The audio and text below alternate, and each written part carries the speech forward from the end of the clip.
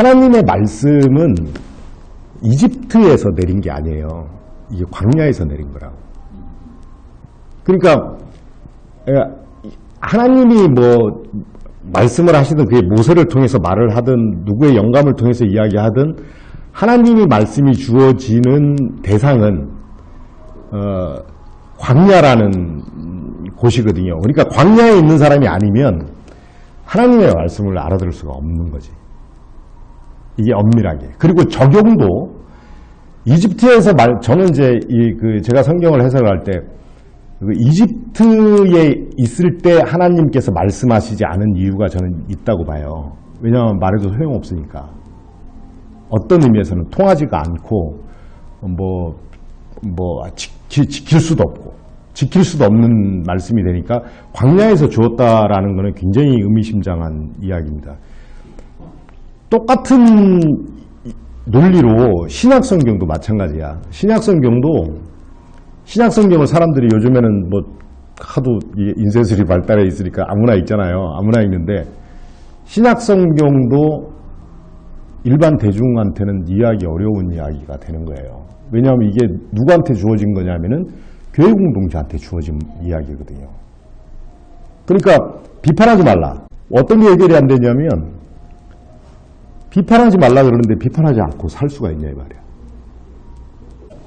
신약성경도 동일하게 바울이 우리가 읽는 책도 그런 거예요. 우리가 읽는 책도 교회 공동체한테 쓴 책이란 말이야. 마태, 마가, 누가, 요한 또 동일해요. 그러니까 이거를 만약에 사랑하라라는 말을 했단 말이에요. 예수님이. 이거 예수님이 한 이야기, 그러니까 성경의 기본은 이런 거야. 예수님이 이야기했어. 근데 그걸 어쨌든 편집한 거는 제자들이에요. 근데 제자들이 그걸 왜 편집했냐면은 교회 공동체에게 유익한 이야기를 하기 위해서 한 거란 말이죠. 그러면은 이해를 할 때 하나님의 말씀을 받아들일 때 이해를 할 때 이 말씀은 세상에서는 적용이 안 된다고 봐야 돼요. 이게 그러니까 가장 기본적인 토대인데 이 가장 기본적인 토대가 이해가 안 되니까 예를 들어서 비판하지 말라 그러면은 비판하지 말라라는 말이 좋은 말인 줄은 알면서도 이거는 절대로 실행할 수 없다 이렇게 되는 거야. 왜냐하면 실천이 안 되죠. 예를 들어서 뭐 좀 전에도 이야기했습니다만 요즘에 정부가 하는 일이 이거 비판하지 않고 어떻게 살아요. 그리고 또 나름 비판해야 뭐 조금 발전한다 이런 생각이 있는 거 아니에요. 근데 비판하지 말라라는 말은 적용이 어디에서 되는 거냐면은 교회 안에서 되는 거예요. 교회 안에서. 저는 성경의 말씀을 이해할 때 구약성경은 광야에서 주어졌다는 겁니다. 그리고 신약성경은 교회에게 주신 이야기라는 거야. 그래서 이거는 교회 공동체 안에서 적용되는 이야기지 밖에는 절대로 적용이 안 돼요. 그 대표적인 게 비판하지 말랍니다. 비판하지 않고 어떻게 살아가. 지금 일본 애들 그 다음에 박근혜 하는 거 하여튼 골치 아프잖아. 요즘에 무슨 재단이요? 미르 재단인가? 정말 속상하잖아. 비판하지 말라. 일단 세상에서 하고는 적용이 안 돼요. 교회 밖에 그러니까 교회도 교회 나름이야, 사실은. 교회도 교회 시스템이 성경에서 이야기하는 그런 교회 시스템이 아닌 곳에서는 적용이 안 돼요, 또. 이게 교회가 이제 쉽게 얘기하자면 우리가 사랑하겠다라고 생각하는 사람들의 모임이 교회라고 한다면 그 교회 안에서는 이제 적용이 된다고 보고 밖에는 일단 적용이 안 된다고 봐야 됩니다. 밖에서는 적용이 안 된다고 보고 이런 문제가 있어. 교회 안에서 그럼에도 불구하고 교회 안에 문제가 생긴단 말이야. 그런 사람들은 어떻게 하느냐의 문제죠. 지금 그 이야기 하시는 거죠? 네, 나오잖아요. 쫓아내라고 나오죠. 예. 바울이 이야기하죠. 고린도전서 한 7장쯤 가면 있습니다. 예. 그러니까 그 말이 그 말인 거예요. 교회 안에서는 비판하는 게 아니라요. 쫓아내는 겁니다. 끊어내는 거예요. 장로가 하죠. 아니 신약성서 시대에는 장로가 한 겁니다. 장로라는 위치가 뭐냐면 어떤 공동체가 섰든지 간에 그 공동체에서 어른이라고 하는 사람이 장로예요. 그러니까 어른이 하는 겁니다. 어른이 제가 잘못해. 그러면은 그거는 비판하거나 이러는 게 아니에요. 끊어내는 거예요. 끊어내는 거. 그러니까 교회 안을 비판하지 말라라는 말은 이런 말이죠. 우리가 이제 자식 키워보잖아요. 자식을 욕하면 어떻게 됩니까? 누워서 침 뱉기 아니에요. 자식을 욕하면 누워서 침 뱉기야. 자기 욕이라고. 이건 그러니까 비판하지 말라라는 이유가 뭐냐면 그거는 저 사람의 잘못이 아니라 네 잘못이다라는 이야기예요. 그러니까 네 잘못이기 때문에 네가 회개해야 될 일을 왜 형제를 비판하냐. 여하튼 그런 개념입니다. 그러니까 제가 이거 이해하는데 저는 굉장히 오래 걸렸어요. 왜냐하면 비판이 안 되지가 않는데. 그러니까 교회에서 우리가 교회 공동체라는 게 오늘날에도 동일합니다. 오늘날에 저는 오늘날의 교회가 속상한 게 뭐냐면 교회 공동체가 대충 이루어져 있는 거야. 너무 느슨하게 연결돼 있어가지고 교회 안에서 봐봐요. 교회 안에서 좀 크게 이야기하면 한쪽은 시청 가서 시위해. 한쪽은 청계천 가서 시위해. 어떻게 할 거예요? 이 문제 어떻게 해결해? 보통 교회에서는? 한쪽은 정부 여당이고 한쪽은 야당이란 말이에요. 아니 교회 안에서 이걸 어떻게 해결하냐고. 해결 안 하죠. 정치 해결 안 하죠. 그러면 교회가 잘못된 거죠. 왜냐하면 이게 문제가 뭐냐면 정치적인 문제와 교회가 관련이 없냐. 원래는 굉장히 관련성이 많죠. 왜냐하면 우리 출발이 정치적인 사건 때문에 출발하는데 정치 이야기를 이야기 안 한다는 게 교회에서 이게 원래 말이 안 되는 거죠. 그리고 이쪽에 보수적인 사람들은 자기네들의 신앙이 옳다 그러고 여기 이쪽에 있는 애들은 자기네들의 신앙이 옳다 그러는 거야. 갈라서야죠. 교회라는 게 이쪽 좌쪽만 보이고 우쪽만 보였단 말이에요. 시간이 좀 지나면 또 여기서 좌우가 또 생겨요. 사랑하라라는 말을 모르는 게 아닐까 하는 이야기인 거예요. 만약에 사랑하라라는 말을 알게 된다면 저는 좌우가 별로 관계가 없을 거라는 생각을 하거든요. 진리는 안 변하는데 목사님 논리는 변하잖아요. 상황은 변하지. 상황. 그리고 사랑하라는 방법도 변해. 사실은 사랑하라 자체는 나는 안 변한다고 보는데 존 도미닉 크로산인가 뭐 이런 사람들이 쓴 책들을 이렇게 옛날에 읽었던 책들을 이렇게 읽어보니까 이 사람들은 시대마다 진리가 달라진다고 보는 거야. 해석에 따라서. 그러니까 그 책을 읽어보면 사랑하라는 말이 없어요. 사랑하라는 말이 책이 뭐 500페이지 이렇게 되는 책에 2줄, 3줄 나와요. 2줄, 3줄 나오고 결론으로 취급되지도 않고 중요한 걸로 취급되지도 않고 슬쩍 훑어가는 걸로 취급이 되는 거예요. 근데 만약에 예수님처럼 사랑하라는 말을 갖다가 핵심으로 놓거나 결론으로 놓고 그거를 썼다면 어떻게 됐을까? 그러니까 그 사람들이 하는 이야기는 뭐냐면 조금 그러니까 우리가 기독교가 이게 진보가 있고 보수가 있잖아요. 이런 말이 사용되기 시작한 지가 300년밖에 안 돼요. 그전에는 이런 말이 없었어요. 근데 이런 말이 사용이 된 이유가 뭐냐면 계몽주의입니다. 계몽주의 때문에 이런 말이 사용되기 시작한 거거든요. 그래서 오늘날에 우리가 흔히 이야기하는 열려있다, 깨어있다 이렇게 이야기하는 사람들이 어떤 사람들을 보고 그렇게 이야기를 하냐면은 계몽주의를 넘어선 사람들을 보고 이야기합니다. 계몽주의를 이해하고 계몽주의적인 어떤 그런 세계관을 받아들인 사람을 보고 우리 스스로 진보적인 기독교인이다, 열려있는 기독교인이다 이렇게 이야기를 하거든. 되게 어려운 게 계몽주의를 이해를 못하는 사람이 못 알아듣죠. 그러니까 우리나라 기독교도 잘 보세요. 우리나라 기독교도 중세적인 사고를 가지고 있는 사람들이 80%, 90%예요. 세계관이. 왜 그러냐면 아직도 죽어서 천당 간다고 하고 있으니까. 이원론적인 세계. 내가 죽어서 내 영혼이 다른 데로 간다. 이거는 영지주의이기도 하고, 이거는 세계관 자체가 중세적인 세계관이기도 하고, 아직도 거기에 80% 90% 이상이 계몽주의에도 접근도 못한 사람들이란 말이에요. 근데 거기에서 이제 조금 공부 좀 했다는 사람들, 논리적으로 공부를 좀 했다는 사람들이 이 계몽주의를 지나서 뭐 포스트 모던을 이야기하고 이런 사람들이 창조가 아니라 창발적 창조니 진화니 이런 이야기를 하는 거거든요. 그래 진화와 성경을 접목했다. 이거는 계몽주의를 좀 아는 사람들이야. 어쨌든 그냥 우리 어머니나 나이 드신 분들은 그런 거 몰라요. 하나님이 창조했다. 땡이야 그냥. 거기에서 어떻게 되고 이야기 안 해요. 그리고 구원이라는 것도 그래. 구원이 뭐냐? 도대체 죽어서 천당 가는 거냐? 이런 질문을 하는 것도 계몽주의 때문에 하는 거예요. 계몽주의 때문에. 그러면 기독교가 계몽주의 하자는 거냐?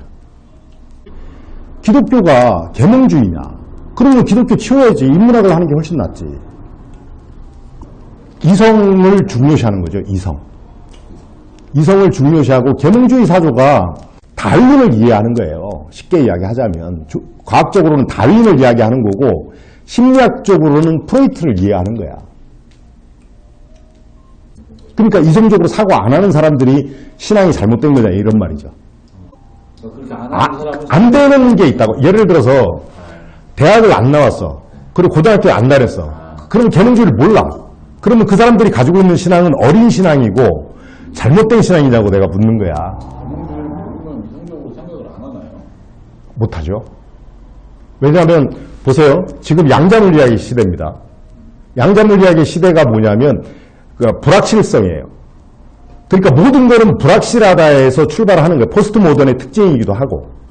근데 그 양자물리학이나 뉴턴의 물리학도 모르는 사람도 있는데 뉴턴도 모르는데 어떻게 양자물리학을 알겠어.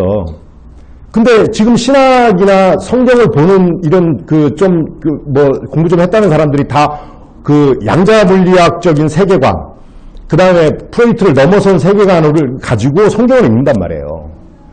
그런 사람들이 논리적이고 합리적이고 설득력이 있어요. 제가 이제 지적하고 싶은 것은 이런 거예요.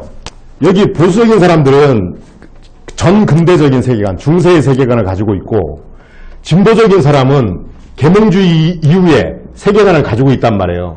그러면 제가 성경을 볼 때는 그런 거야. 괜찮다는 거야. 이것도 괜찮고 이것도 괜찮고. 나는 괜찮다고 봐요. 나는 우리 어머니 같은 사람들, 유명해 집사님 같은 분들 괜찮다고 봐요. 뭐 어때? 모를 수 있는 거지. 지금까지 그렇게 살아온 분들을 지금 갑자기 이거를 계몽주의를 넣어가지고 계몽주의를 넘어설 수 있게 할 수 있느냐 이 말이에요. 실제로 우리가 정치적인 시각을 보는 것도 보면 이 정치적으로 비판적 시각이 있는 사람들은 사실은 계몽주의를 통로한 사람들이에요. 잘 생각해 보면. 계몽주의에 접근하지 못한 사람들이 비판을 안 하는 거라고 사실은. 신자유주의라는 말도 이게 되게 웃긴 게 이게 애덤 스미스가 이야기한 거 있잖아요. 보이지 않는 손이 뭘 이야기하는 거냐면은 성령이거든요. 그게. 보이지 않는 손이 작용을 해서 시장은 수요와 공급의 원칙이 잘 맞춰진다. 그 사람들은 다 기독교인이에요. 그 보이지 않는 손이 뭐냐면 성령에 의해서 그렇게 된다고 본 거야. 오늘날에도 신자유주의를 주창한 사람들은 뭐예요? 성령에 의해서 나라가 된다는 거야. 성령에 의해서. 하나님이 지켜주신다는 거예요. 오늘날 시대에 하나님이 지켜주신다 이런 말이 됩니까? 저는 수없이 이런 신앙의 갈등 속에서 저도 살아온 사람인데 하나님이 하는 거 하나도 없는데 뭘 하나님이 지켜줘. 그러니까 하나님이 지켜준다라는 세계관이 중세 쪽이고요. 요 계몽주의 넘어서서는 인간의 힘과 인간의 의지가 강조되잖아. 그러니까 여기에서는 인간을 해야 된다 이렇게 나오는 거 아니에요. 80년도 복음화 대성에 가가지고 몇백 명인데 기도하는데 강단에 막 그냥 목발 들고 올라오고 막 이런 사람들 보고 막 감격받고 막 그랬잖아. 감격이 됐어요. 왜 됐냐면 내가 그때 중세의 세계관이었거든. 그런 일이 가능한 거라고 봤거든. 근데 오늘날 그런 이야기 하면 누가 믿습니까? 믿어져요? 안 믿어지잖아요. 근데 저쪽에 있는 사람은 그냥 믿는다고 해서 지금도 여전히 보수적인 교회에 가면은 치유 이런 거 한다고요. 치유하는데 치유라는 게요. 이걸 이해하기 위해서 막 기철학 이런 것까지 제가 공부를 했어요.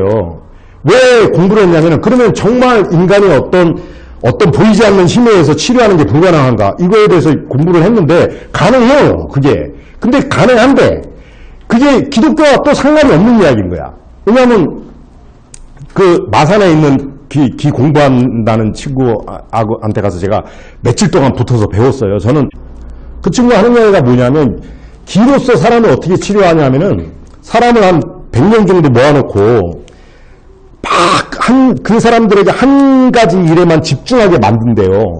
그러면 한 가지 일에만 집중하는 그 힘을 운영할 수 있는 힘만 있다면은 보통 사람들이 생각하지 못하는 그런 이상한 현상들이 일어난다는 거야. 이거는 종교하고 상관이 없다는 이야기예요. 근데 인간들이 그래서 낫게 해주십시오 그러면 좋아져요. 사실은 안 좋아진다는 뜻이 아니에요. 그런데 뭐 눈의 한쪽이 없는 애가 갑자기 눈이 생겼다든지 이런 건 보도 듣도 못하는 이야기잖아요. 그런 게 될 수가 없잖아요. 소아마비가 갑자기 탁 맞춰져가지고 걸어가는데 이게 이해가 되냐고요? 안 되죠. 그러니까 여기 있는 사람들은 고민이 안 되죠. 고민 안 되래 비판이 없죠. 왜냐면 똑같으니까. 그래서 여기는 뭐만 하면 돼? 하나님만 믿으면 돼. 그러면 하나님이 돈도 주고 밥도 주고 다 할 거니까. 근데 여기 넘어서면서는 안 되는 거 알잖아. 그 중간에 있는 사람들은 수없이 고민하면서 사는 거야.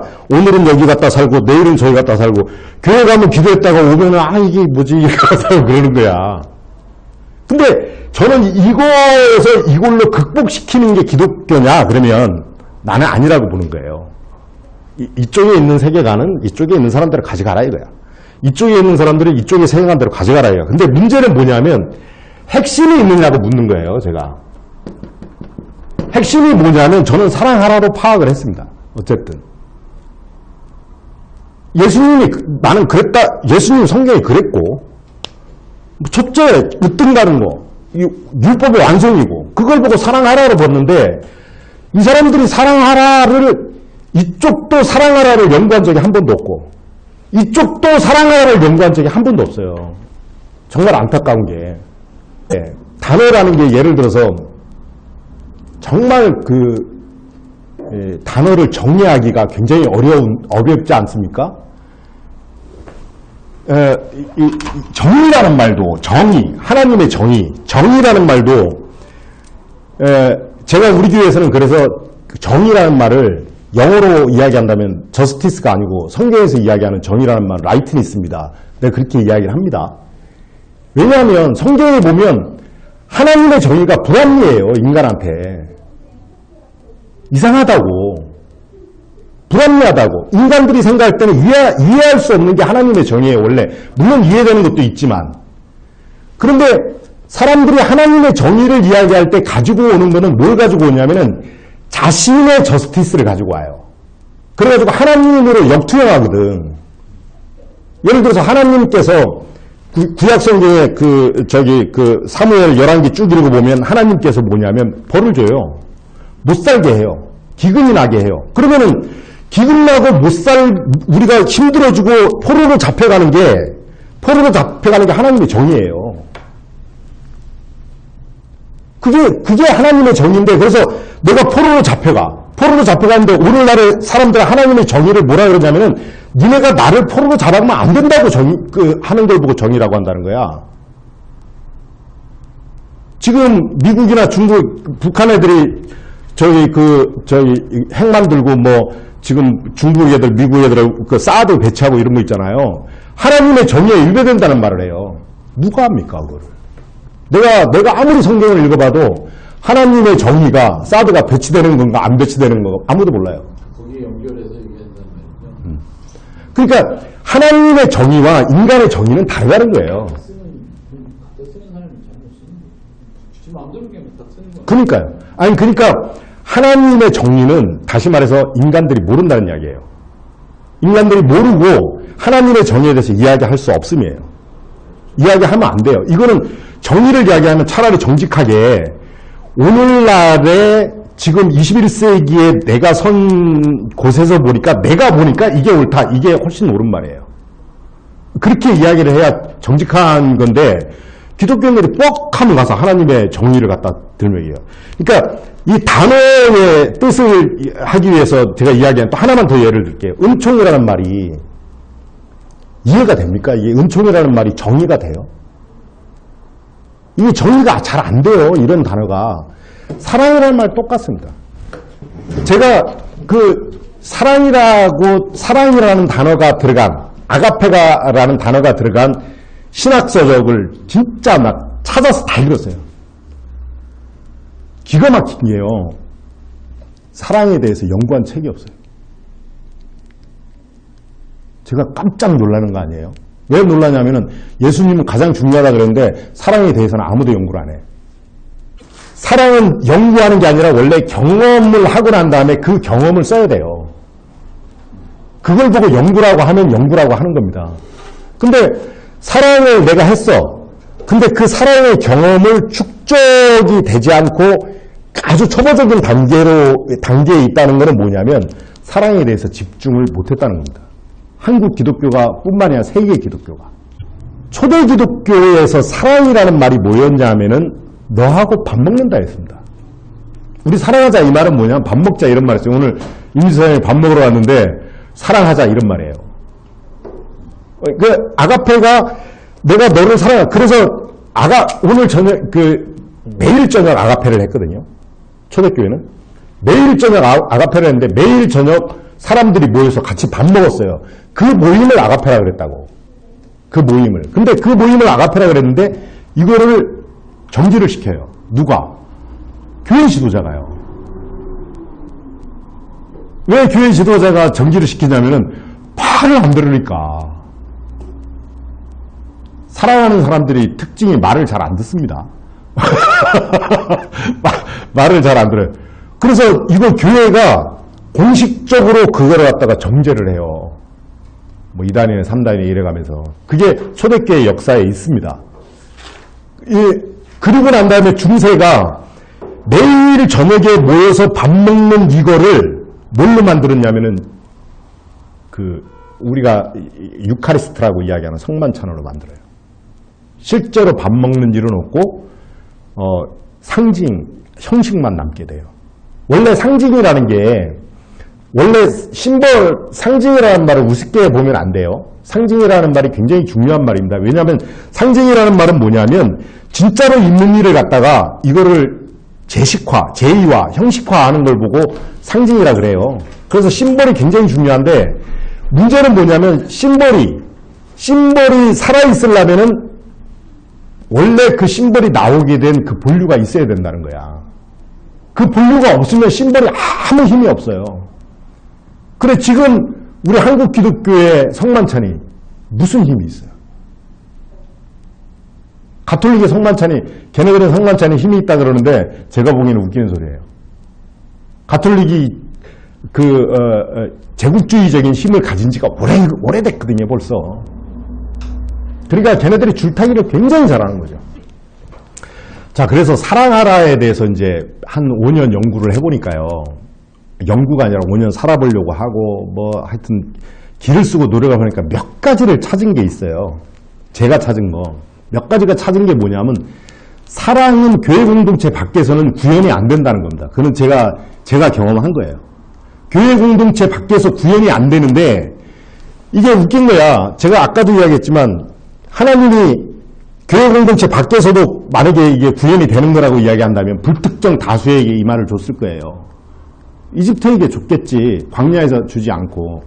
그리고 바울도 그랬겠죠. 바울도 불특정 다수에게 쓰거나 우리가 지금 데살로니가 전서를 공부하려고 모였는데 데살로니가 전서도 사도행전도 마가복음도 마태복음도 다 어떻게 읽어야 되냐면은 교회 공동체 안에 주어진 이야기로만 받아들여야 된다는 거야. 그러면 이 사랑이라는 게 첫째로는 구현되는 장소가 교회입니다. 교회.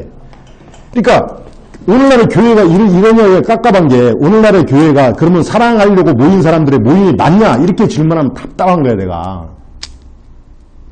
만약에 그렇게 안 돼 있다면 그렇게 교회를 만들어 가야 되는 게 목사의 임무고 목사가 개척을 한다면은 그런 교회를 개척을 해야 되고 그리고 목사가 하려면 그런 교회를 만들어야 돼. 그래서 사랑이라는 말은 여기에서도 동일하고 여기에서도 동일해요. 왜냐하면 똑같아. 사랑하면 똑같아져요. 근데 사랑이라는 말이 그래서 사랑이라는 단어에 대한 정의를 우리가 앞으로 해나가야 되는데 첫째로는 뭐냐면은 우리가 사랑의 반대말을 기억을 해야 됩니다. 사랑의 반대말이 권력, 욕망, 힘. 근데 다른 토라도 읽어보면, 모세우경을 읽어보면 그 돈을 걷는다라는 말은 뭐냐면 이게 사랑을 하는 사람들에게 필요한 사랑의 비용이에요. 이거 어느 시대에다 동일해. 돈을 걷는데 세 가지 돈을 걷어요. 물론 세 가지 돈 말고도 뭐 많이 있어요. 근데 첫 번째는 뭐냐면 내일을 먹고 살아야 되는 11조를 걷어요. 두 번째는 뭐냐면 교회 안에 가난한 사람들, 없는 사람들, 교회 안에 사랑하기 위한 돈을 또 10분의 1을 걷어요. 그리고 교회 밖에 사람들을 위해서 3년마다 한 번씩 11조를 걷어요. 이게 되게 재미난데 이 교회 밖에 있는 걸 보고 사랑이라고 안 합니다. 구제라 그래요. 구제. 초대교회도 똑같아요. 초대교회도 뭐냐면 초대교회 구조가 뭐냐면 안으로 사랑하고요. 바깥으로 구제하는 형식입니다. 그러니까 현대교회가 사랑이라는 말을 갖다가 무슨 뜻인지를 모르는 거야. 자선이라는 말과 사랑이라는 말은 완전히 다른 말이에요. 자, 이게 다른 거에 대해서 하나 예를 들어 드릴게요. 자식을 키우면서 자식이 불쌍해서 키웁니까? 자식을 키울 때 구제합니까? 적선해요? 적선해서 키웁니까? 안 키우잖아요. 자식은 적선해서 키우는 게 아니에요. 사랑해서 키우는 거지. 그러면 자식 밖에 내 자식 말고 다른 자식이 있어. 그거는 구제고 적선이에요. 정확하게 해야 됩니다. 근데 이걸 지금 헷갈리게 만들어놨어요. 어떻게 헷갈리게? 그걸 사랑으로 만들어놨어. 지금 현대교회가. 그래가지고 누구지? 영화배우, 탤런트 있잖아. 잘생긴 애. 신혜란가? 이런 애들. 차인표, 신혜라. 이런 애들 하는 거 사랑이라고 막 이야기를 해요. 사랑을 헷갈리게 만들어놨어. 구제입니다. 구제. 구제와 적선과 사랑은 다른 이야기예요. 그러니까 성경의 특징이 뭐냐면 예수님이 복음을 전할 때 처음에 유대인한테만 전하다가 이렇게 복음이 넘어가요. 자꾸 이방 지역으로. 사랑의 특징이 저는 어디에 있다고 보냐면 이 사랑의 라인이 넓어진다고 보는 거예요. 저는. 사랑의 라인이 넓어지는 거는 저는 정답. 왜냐하면 사랑은 담을 타고 넘어가는 특징이 있어요. 그래서 원래 안에서 사랑하는 사람이 구제도 잘해요. 근데 구제가 사랑은 아니라는 거야. 밖에서부터 사랑은 안으로 들어올 수 있는 게 아니라 안에서부터 바깥으로 퍼져나갈 수밖에 없다는 거예요. 그러면 사랑하는 사람들이 생겼어. 그러면 그 공동체가 확산이 되겠죠. 근데 여기는 사랑이 없어요. 그런데 내가 저기 가서 사랑한다. 이 말이 내가 보기에는 언어 도단이라는 거야. 같은 교회 사람입니다. 같은 교회 사람으로 가야 돼요? 왜 같은 교회 사람이냐면은 그리고 선한 사마리아 사람 이야기도 비유고요. 비유라는 말은 그 비유 속에서 여기 숨겨져 있는 뜻을 찾아야 되잖아요. 제가 찾은 구절은 딱 한 구절이에요. 길을 걷다가. 길을 걷는다라는 말은 뭐냐면 우리 동양식의 언어로 보면 도반이라 그래요. 도반. 길도자를 써서 길을 같이 걸어가는 친구. 이런 걸 도반이라 그러는데 길을 같이 걷는 사람이 교회입니다. 길을 걷다가 어떤 사람이 강도를 만났어요. 그 사람이 길을 안 걸었으면 강도를 안 만나요. 이게 이런 상징적인 의미가 없는 이야기가 아니라 사마리아 사람이 진짜로 어디에서 팩트로 일어나가지고 전한 이야기가 아니라 예를 들어서 이야기를 한 거란 말이에요. 예를 들어서 이야기하는 거는 길을 걷다가 이 사람이 강도 만난 사람을 본 거예요. 그러면 그 사람은 이 사람보다 앞서서 길을 걸어간 사람이에요. 그러잖아요? 그러면 길을 걸어가는 사람 중에 신앙의 선배란 말이에요. 이걸 역으로 해석을 하면 선한 사마리아 사람이 불특정 다수가 아니라는 이야기입니다. 지금 대한민국뿐만 아니라 모든 사람들이 포커스를 어디에다 맞췄냐면은 두들겨 나갔다 얘기 맞춘 거야. 포커스를. 근데 저는 방점이 어디에 있어야 된다고 보냐면은 길을 걷다가에다 방점이 있어야 된다고 봅니다. 왜냐하면 길을 안 걸으면은 강도를 안 만나요. 여기 철갑씨는 알아. 내가 옛날에 교회 이름을 강도 만난 교회로 지으려고 그랬던 사람이에요. 그래서 그거를 엄청 많이 고민한 사람입니다. 길을 안 걸으면 예수 그리스도가 이야기했던 사랑의 길을 걷지 않으면 강도 만날 이유가 없어요. 자, 그렇게 해석을 하면 제가 만약에 이 해석을 옳다고 받아들인다면, 아니면 그럴듯하다라고 받아들인다면 사랑은 교회 외에는 불가능하죠. 그리고 교회 안에서 사랑을 일단 해야죠. 하고 이 사랑이 넓어지기를 기도하고 넓어지기를 바라고 소망하는 게 나는 기독교인이라고 보는 거예요. 그러니까 사랑이라는 단어가 이렇게, 지금 사랑이라는 단어를 정의해 나가기도 전에 이미 큰 틀에서 이런 거야. 아까도 이야기하려고 했잖아. 사랑의 반대말부터 시작해야 됩니다. 이제 사랑에 대해서 큰 틀은 이겁니다. 교회 밖에서는 안 됩니다. 제가 오늘날 저희 임창임 지사님도 굉장히 내가 처음에 왔을 때 이해가 안 되셨을 거야. 왜 이해가 안 되냐면 내가 굉장히 교회에 집중을 하는 목회를 지금 하고 있거든요. 교회에만 집중을 해요. 물론 내가 형식적으로 보면 다른 사람들이 볼 때는 모르지만 내가 하루 24시간을 온전히 교회에만 쓴다라는 생각으로 살아요. 교회에 굉장히 집중을, 내가 밖된 일 별로 신경 안 써요. 뭐 어떻게 돌아가든지 말든지 밖된 일보다 중요한 거는 이 안에 사랑이 없으면 죽는다라는 생각 때문에 그래요. 근데 이 교회라는 이거를 굉장히 진지하게 생각을 해야 되고, 이걸 기본적으로 가지고 있으면서 사랑에 대해서 우리가 앞으로 탐구해 나가야 되는데, 연구라기보다는 탐구를 해야 되는데, 탐구하는데 첫 번째 우리가 중요시하게 생각이 될 경우는 반대말부터 봐야 된다는 겁니다. 사랑의 반대말은 욕망이고요. 욕망의 최대치가 권력이에요. 그리고 또 하나가 있는데 매력이라는 말을 기억하셔야 됩니다. 매력. 매력은 사랑의 반대말이에요. 자, 매력은 어떻게 다르냐? 매력이 뭐냐면, 매력은 이런 거야. 내가 실력을 엄청 쌓거나 내가 외모를 엄청, 노래를 엄청 잘하거나 이래가지고 사람들이 나한테 현혹되게 해요. 그래서 내가 힘을 갖게 되는 걸 보고 매력이라 그래요. 그래서 세상 애들이, 요즘 젊은 애들이 사랑한다고 하는데 여학생들, 아니 여자들을 만나고 남자들을 만날 때 어떻게 하냐면 자기를 최대한 꾸밉니다. 이게 왜 꾸미냐면은 제가 나한테 넘어오게 하려고. 그래서 젊은 애들이 한눈에 뻑 같다, 이거는 사랑하고는 좀 관계가 없는 거다라는 게 바로 오잖아요. 물론 젊은 애들이 사랑하는 것 안에서도 우리 성경에서 이야기하는 사랑과 비슷한 유비를 찾아내고 할 수 있어요. 그러나 기본적으로 출발은 달라요. 우리가 부모 사랑도 똑같아요. 우리가 부모 사랑이 처음에 아기가 나와서 100일 전에 아기가 너무 이뻐, 사랑해, 이쁘고 해줘. 근데 이 아이가 점점 커, 중학생이 돼, 고등학생이 돼, 부모의 생각이 달라져요. 부모의 생각이 사랑하고 관계없는 쪽으로 가요. 내 욕심대로 얘를 키우거든요. 이게 사랑은 내 욕심대로 하는 게 아니에요. 사랑 욕심대로 하는 거지. 하나님 욕심대로 하는 거지 내 욕심대로 하는 게 아니거든. 근데 내 욕심대로 한다고. 그리고 내 욕심을 뭐에다 맞추냐면은 하나님의 욕심으로 코드를 맞춰버려요. 그러니까 이런 것들을 우리가 하나하나 해나가야 돼요. 근데 기본적인 틀은 그렇다는 거예요. 성경에서 이야기하는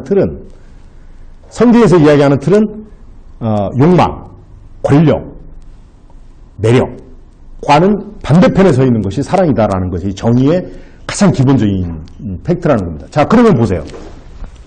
자, 여기 있는 애들이, 여기 있는 기독교인들이 사랑의 반대말이 권력이라는 걸 알았어요. 여기 있는 사람들이 사랑의 반대말이 권력이라는 말을 알았어요. 그러면 어떻게 될까요? 권력을 좋아할까요? 안 좋아할까요? 안 좋아해요. 안 좋아한다고. 그런데 싸움이 사랑을 놔두고 권력을 놔두고 너는 어느 편에 설래, 이렇게 교회에서는 이야기하면 이야기 간단해져요. 근데 여기에서는 뭘 이야기하냐면은 세계관을 이야기해요. 세계관을 이야기해서 이 사람들을 바꾸려고 그래요. 이렇게. 그리고 이 사람들이 하나님을 모른다고 비판해요. 맨날 싸워요. 이거는 안 된다라는 거 보는 거예요. 놀랍게도요, 이런 의도로 책을 쓴 게 한 권도 없어요. 물론 내가 못 봐서 한 권도 없을 수도 있습니다만은 제가 본 책들 중에는 한 권도 없어요. 너무 안타까운 일이죠. 근데 사랑에 대해서 반대말이 권력이다. 이거 게임 끝이죠. 게임 끝 아닙니까? 우리 교회에서도 똑같죠. 우리 교회에서도 우리 교회에서는 여권의 권력뿐만이 아니라 야권의 권력도 나는 비판하니까요. 야권 권력은 뭐 좋은가요? 야권이라는 애들이 권력을 한 20년만 가지고 있어봐요. 똑같아져요. 저기는 그래서 계속 뭘 하냐. 여야 이렇게 싸우고 사는 거예요. 그 흙탕으로 놀지는 말자는 거예요. 우리는. 왜? 그거 당연하거든요. 평생 동안 정치적인 사고로만 오죽하면 술 먹다 정치에다 싸워서 살인을 합니까? 그리고 제가 여당이다 야당이다로 친구도 안 해요. 그래가지고 무슨 남북통일을 합니까? 남북통일해서 어떻게 하려고요? 큰일 납니다. 제가 보기에는. 야, 네가 중세적 사고 가지는 거 괜찮아. 말을 하는 게 아니라 마음으로. 그래, 우리 사랑하고 살자. 또 중세적인 사람도 제가 조금 건방진 이야기하고 내가 잘 모르는 이야기지만 그런 이야기 하는 거 괜찮아. 내가 보기에는 별 쓰잘데기 없는 이야기인데 그래도 사랑만 하면 괜찮아. 이렇게 하고 사는 게 기독교인이죠. 제가 아까도 우리 처음 이야기가 나눠야 된다 그랬잖아요. 나눌 필요 없죠.